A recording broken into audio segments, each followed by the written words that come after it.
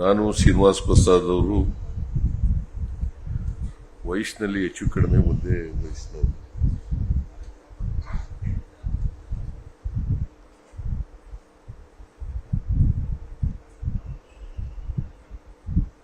ಆದರೆ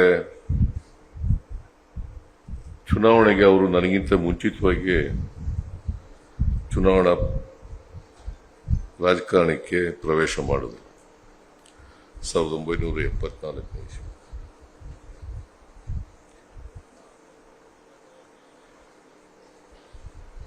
ನಾನು ಅವರು ಒಟ್ಟಿಗೆ ಜನತಾ ಪಾರ್ಟಿನಲ್ಲಿದ್ದು, ಜನತಾ ಪಾರ್ಟಿ ಪ್ರಾರಂಭ ಆದಾಗ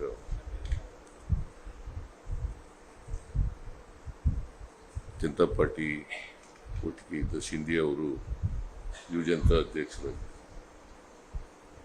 ಅಲ್ಲಿ ಶ್ರೀನಿವಾಸ್ ಪ್ರಸಾದ್ ಕೂಡ ಯುವ ಜನತಾದಲ್ಲೇ ಇದ್ದರು. ಆಗಿನಿಂದ ಪರಿಚಯ. 77ರಲ್ಲಿ ಅವರು ಲೋಕಸಭೆಗೆ ಸ್ಪರ್ಧೆ ಮಾಡಿದ್ರು. ಆಮೇಲೆ 78ರಲ್ಲಿ ವಿಧಾನಸಭೆಗೂ ಸ್ಪರ್ಧೆ ಮಾಡಿದ್ರು. ಎರಡೂ ಚುನಾವಣೆಗಳಲ್ಲಿ ಪರಾಜಯ ಆಯಿತು.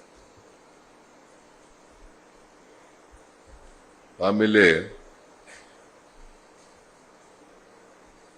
ಬಹುಶಃ ಮೊದಲಿಂದ ಕಾಂಗ್ರೆಸ್ಗೆ ವಿರುದ್ಧವಾಗಿ ಇದ್ದವರು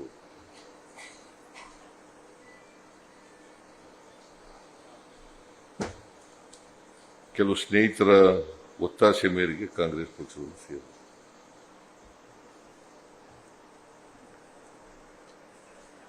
ಸಾವಿರದ 1980ನೇ ಇಸ್ವಿನಲ್ಲಿ ಚುನಾವಣೆ ಆಯಿತು. ಜನತಾ ಪಾರ್ಟಿ ಸರ್ಕಾರ ಹೋದ್ಮೇಲೆ 1980ರಲ್ಲಿ ಪಾರ್ಲಿಮೆಂಟ್ಗೆ ಚುನಾವಣೆ ಆಯಿತು. ಪಾರ್ಲಿಮೆಂಟ್ನಲ್ಲಿ ಗೆದ್ದು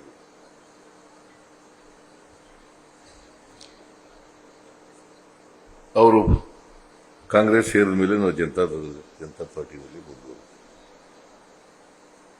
ಆದರೆ ನಾವಿಬ್ರು ಬೇರೆ ಬೇರೆ ಪಕ್ಷಗಳಲ್ಲಿದ್ದರೂ ಕೂಡ ಪರಸ್ಪರ ಗೌರವ ಮತ್ತು ಸ್ನೇಹ ಇದ್ದೇ ಇರ್ತದೆ. ಅವರು ಕಾಂಗ್ರೆಸ್ ಎಂಪಿ ಆದಾಗ ನಾನು 2 ಬಾರಿ ಹೋಗಿದ್ದೀನಿ ಅವರ ಪಾರ್ಲಿಮೆಂಟ್ ಮೆಂಬರ್ ಆಗಿ.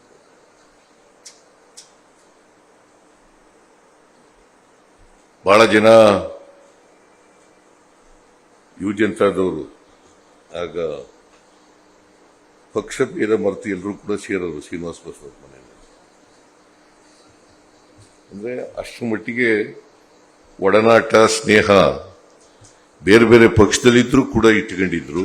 ಪರಸ್ಪರ ಗೌರವಿಸ್ತಕ್ಕಂಥ ಇತ್ತು. ಯಾಕಂತಂದ್ರೆ ನಾನು ಯಾಕೆ ಈ ಮಾತು ಹೇಳ್ತಾ ಇದ್ದೀನಿ ಅಂದ್ರೆ, ಶ್ರೀನಿವಾಸ್ ಪ್ರಸಾದ್ ಅವರು ಒಬ್ಬ ಮನುಷ್ಯತ್ವದ ಬಗ್ಗೆ ಗೌರವವನ್ನು ಇಟ್ಟುಕೊಂಡಿದ್ರು. ಹಾಗಾಗಿ ಆ ಸ್ನೇಹ ಹಾಗೇ ಮುಂದುವರಿತಕ್ಕಂಥದ್ದು ಬೇರೆ ಬೇರೆ ಪಕ್ಷಗಳಲ್ಲಿ.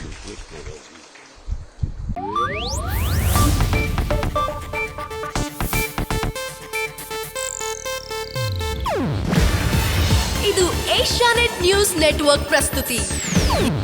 ನೀವು ನೋಡ್ತಿದ್ದೀರಾ ಏಷ್ಯಾನೆಟ್ ಸುವರ್ಣ ನ್ಯೂಸ್.